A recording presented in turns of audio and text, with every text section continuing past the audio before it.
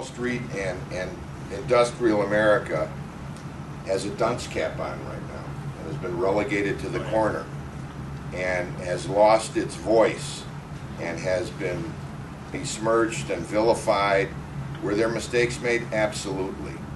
But the Congress, in my view, in a rush to cure all and help everybody, Congress loves villains. They need villains. A year on from the start of the economic crisis, the debate over the role government should or should not play is as lively as ever. I'm Wayne Tompkins, finance reporter for the Daily Business Review. Capital Markets Advisor Bruce Furster's take was just one of many from our business advisory panelists on the state of the economy. Second thing. Number three, I think, access to capital is really truly only been available to the larger entities, to the companies on Wall Street. The small business and the medium-sized business is having a much more difficulty accessing, bank lending. IPOs are way down. Lydian Bank's Ari Velasco. On paper, the recession probably ended this past quarter. Gross domestic product will be on the positive side for the first time in 2 years, and stock prices on Wall Street are well on their way to recovery.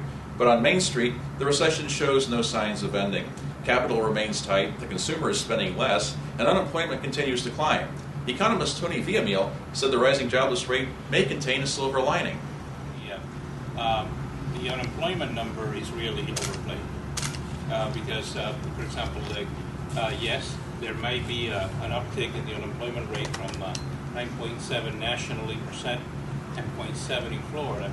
But that is usually what happens at the beginning of the recovery, because your discouraged workers, people who are not in the labor force because they couldn't find jobs before, start going in greater numbers into the labor force, and it takes time for employers to begin to hire those people. So BBR convenes South Florida panelists across real estate, economic, and financial areas to assess where our local economy is heading.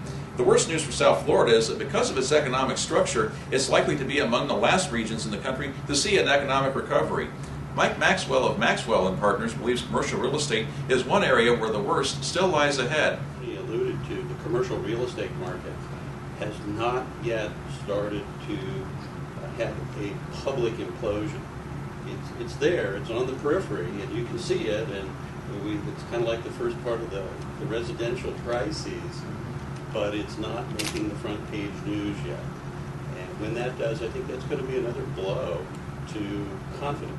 Lots of thoughts and suggestions from our panel, but there were no psychics or fortune tellers in the group. However, they'll be back in another 3 months to assess how far we've come and how much further we'll need to go on the road to recovery. Wayne Tompkins for the Daily Business Review.